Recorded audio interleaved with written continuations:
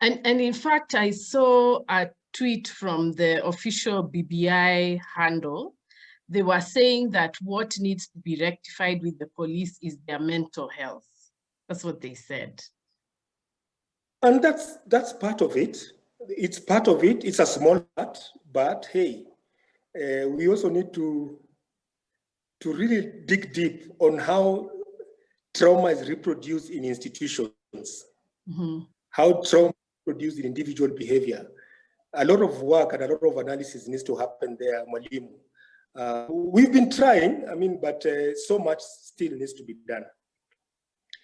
So maybe you can, elaborate on that, because there's a mention of structural violence in the report.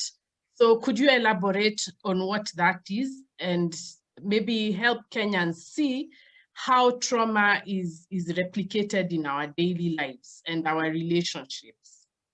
Yes. Actually, the person credited with developing that model is the Norwegian Johan. He talks about the connection between cultural violence, structural violence, and direct violence. Although from my own study, there are many other authors like Marimba Ani in her book, Yurugu. She also talks about cultural violence and makes it very specific to the experiences of Black people world over. So if you're to come back to this model, it's a very basic and simple argument.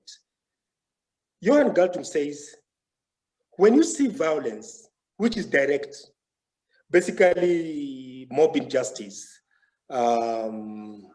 people fighting in the streets, skirmishes at a Matatu stage, he says it's important, of course, to capture that, but that should not be the end of the story. That as peace workers, we need to ask ourselves, how is that direct violence connected to the institutions and structures we have built over years on how we organize our lives?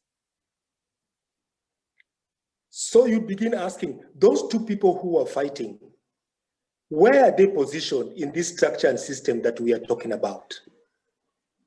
Because it is this structure that determines who gets what, who has what power, who gets to decide this, and so on and so forth. Then below the structural violence, we have then cultural violence. Now, according to Johan Galtung, he says, this is the violence of people like you and me, Mwalimu, because we generate ideas. We give people frames of meaning and reference in this life.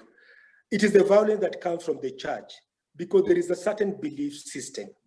So to give a very simple example, to go back to the issue again about gender violence, if we build a society where a majority of us, both women and men, believe that women are second-class citizens, then consciously or unconsciously, we shall build structures and systems that reflect that belief. And therefore, you make domestic violence or gender-based violence almost inevitable. A boy or a man who grows up in this system with these belief systems that say women are second-class citizens and so on, it's okay to beat up a woman and so on and so forth. They actually are raised within a structure and a system, whether it is within the house or in the society, that actually enables their behavior of violence against the other gender. So that, for example, if you beat up your wife as a man and you go to a typical police station, a man is almost assured that he will kind of get an endorsement or support.